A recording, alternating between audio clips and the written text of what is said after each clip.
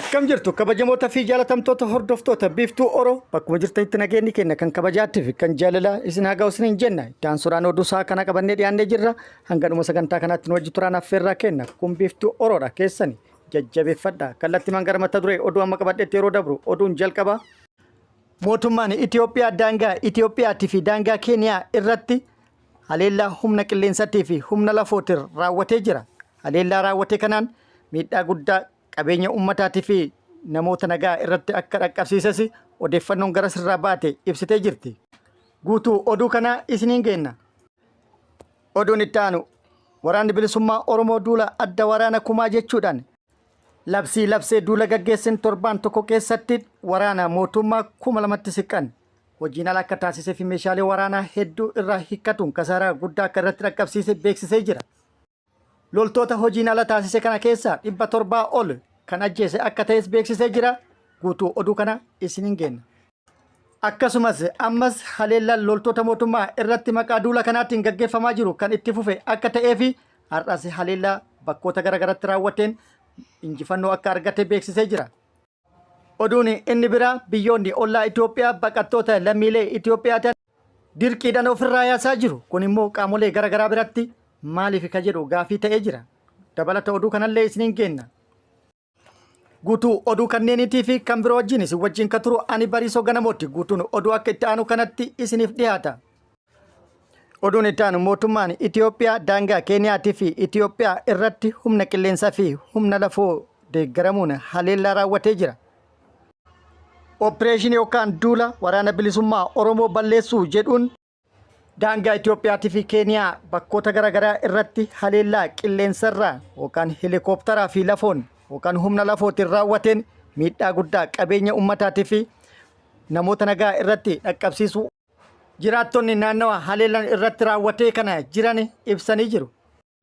Haleellaa kana kan raawwate guyyaa kaleessa ebla 29/2025 yoo ta'u haleellaa raawwate kanaan loon ummataatii fi namoota nagaa irratti miidhaa guddaa kan dhaqqabe yoo ta'u haleellaa raawwatame kanaan loon hedduun ajjeefamanii namoonni hedduunis yookaan namoonni nagaa hedduunis kan miidhaman akka ta'e jiraattonni himanii jiru. Haleellaan raawwatame kun duula waraana bilisummaa Oromoo gaggeessuu maqaa jedhuun yoo ta'u garuu kan qiyyeeffate qabeenya ummataatii fi namoota nagaa irratti jechuudhaan gocha kana immoo kan morman akka ta'es beeksisanii jiru. Akkasumas mootummaan humna lafootiin humna guddaa bobbaasuun lafa waraanni bilisummaa Oromoo hin jirre irratti waraana bilisummaa Oromoo waliin hariiroo qabdan jechuudhaan reebicha saamichaa fi qabeenya mancaasuu irratti bobbaasee jira jechuudhaan komatanii jiru.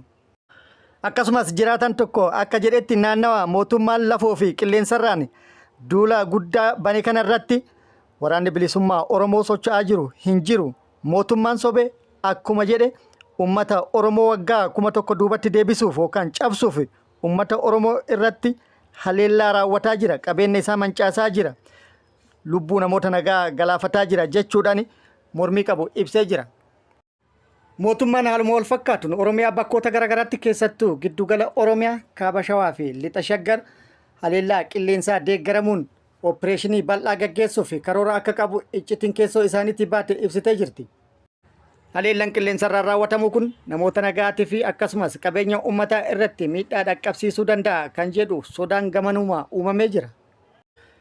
Oduun itti aanu waraanni bilisummaa Oromoo duula adda waraana kumaatiin torbaan tokko keessatti loltoota mootummaa hedduu ajjeesee hedduu madeessuun injifannoo ol aanaa mootummaa irratti argatu beeksisee jira. Waraanni bilisummaa Oromoo duula adda waraana kumaa torbaan tokko dura labsee guutuu Oromiyaa keessatti kallattii adda waraanaa hedduu irratti haleellaa raawwateen milkaa'uu fi injifannoo guddaa argachuu beeksisee jira.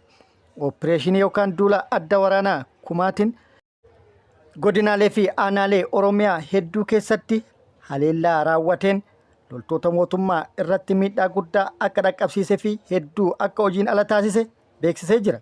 Haleellaa raawwate kanaan loltoota mootummaa 741 addunyaa kanarraa godaansise kan jedhe yoo ta'u akkasumas 949 madoodhaan adabee 200 ol kan ta'an immoo booji'uu beeksisee jira.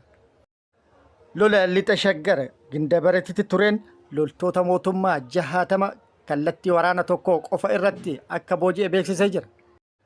Lola gaggeeffamaa ture irratti meeshaalee waraanaa hedduus hiikkatee akka turee fi akkasumas hidhamtoota siyaasaa hedduu bakkoota garaagaraa irraa mana hidhaa irraa yaasuu beeksisee jira. Akka guutuu Oromiyaatti aanota haleellaa keessatti raawwate akka itti aanu kanatti kaa'ee jira. Lakkoofsi asirra jiru kun garuu dhugaa lafarra jirtuun xiqqoo waliin madaalu. Fakkeenyaaf lixatti yookaan zoonii lixatti aanaalee 24, kibbatti aanaalee 4 jedha. Kibbatti garuu aanaalee hedduudha. Akkasumas giddugalatti aanaalee 2 jedha. Kana jechuun dhugaa lafarra jirtu wal bira qabnee walaallee kan addaan fagaateedha.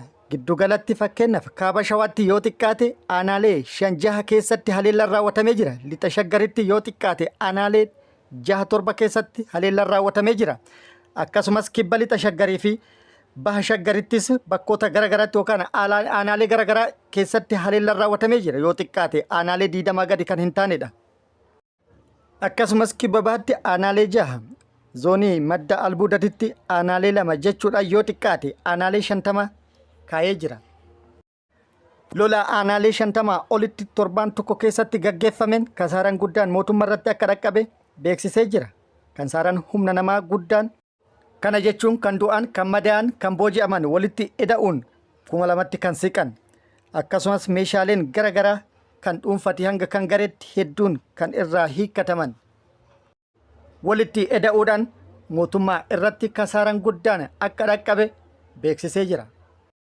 Kun akkuma jirutti ta'e ammas lolli adda waraana kumaa Oromiyaa bakkoota garaagaraatti kan itti fufe akka ta'es himuudhaan ammas bakkoota garaagaraatti haleellaa loltoota mootummaa irratti raawwataa jiru milkaa'aa jiraachuu beeksisee jira.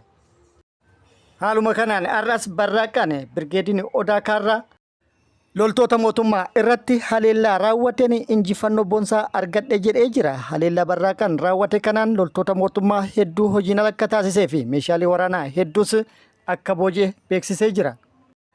Haleellaa raawwate kanaan loltoota mootummaa hedduu madeesse, hedduu immoo booji'e akkasumas hedduu hojiin ala akka taasise yookaan addunyaa kanarraa akka godaansise himee jira. Akkasumas bakkoota garaagaraatti basaastota mootummaan leenjisee bobbaase qabee jira. Kaaba shawaatti basaastota 9 kan bobbaase yoo ta'u isaan keessaa shamarran 2 kan umriin isaanii baay'ee xiqqoo ta'an hojii fokkataa kanarratti bobbaasuun ijoolleen qabamtee jirti. Lixa Oromiyaa aanaa Sibuu Sireettis kaabinoota fi akkasumas riphee lolaa waraana bilisummaa Oromoo irratti haleellaa raawwatuuf bobbaate waraanni bilisummaa Oromoo qacam taasisee jira.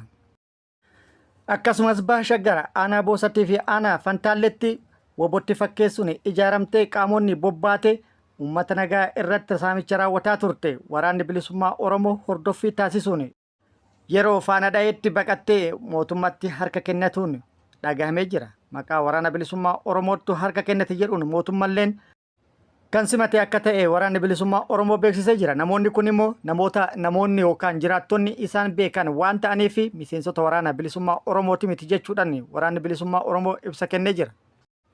Oduun itti aanu biyyoonni ollaa Itoophiyaa ta'an hedduun lammiilee Itoophiyaa baqaan keessa jiraatan akka irraa bayan taasisaa jiru. Hedduun isaanii baasaa jiru. Kaan immoo akka bayan ajajaa jiru. Haaluma kanaan biyyi ollaa Itoophiyaa Jibuutiin lammiileen Itoophiyaa akka biyya isii gadi dhiisanii yeroo gabaabaa keessatti bayan labsitee jirti. Yeroos daangessitee jirti. Lammiileen Itoophiyaa kunneenis labsii mootummaan biyyattii labsee hordofuudhaan hedduun kan bayaa jiran yoo ta'u hedduun immoo ba'uufisa haala mijataa kan hin qabne akka ta'ee fi rakkoo hedduuf kan saaxilaman akka ta'e himamaa jira.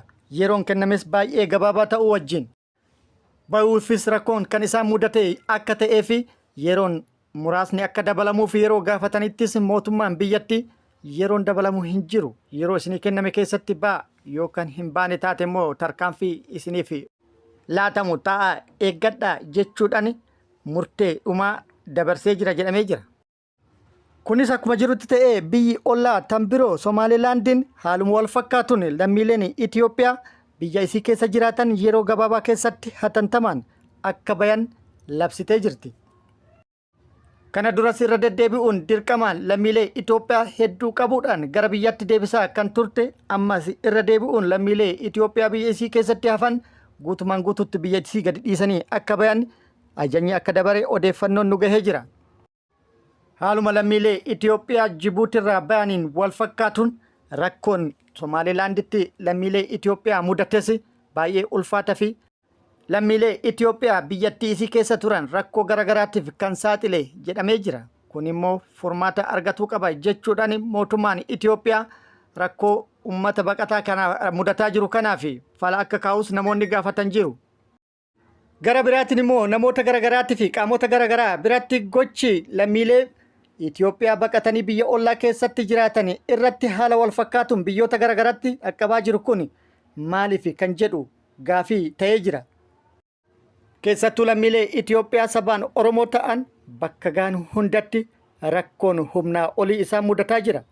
Yamanittis kan dhumaa jiru baay'inaan isaanii, Saawudittis kan rakkoon guddaan irra gahaa jiru isaanii, biyyoota ollaatittis haaluma wal fakkaatuun lammiileen kun rakkataa jiru. Rakkoon uummata kanaa yoom dhaabbataa, yoom furmaata argataa jechuun kan gaafatanillee hedduudha. Gaafilee gaafataman kanaafis deebii deebisuu kan danda'u yeroodha jechuudhaan kan yaada kennanillee jiru. Kabajamoota fi jaalatamtoota hordoftoota Biiftuu Oroo oduu namaaf qabanne kan hanga ammaa kana guutuu oduu wajjin isin wajjin kan ture ani Bariisoo Ganamooti. Hanga yeroo itti aanutti deebinee wal agarrutti nageenyi Rabbii isiniif haa baay'atu. Nagatti nu turan hawwii kenna, nagatti nu tura.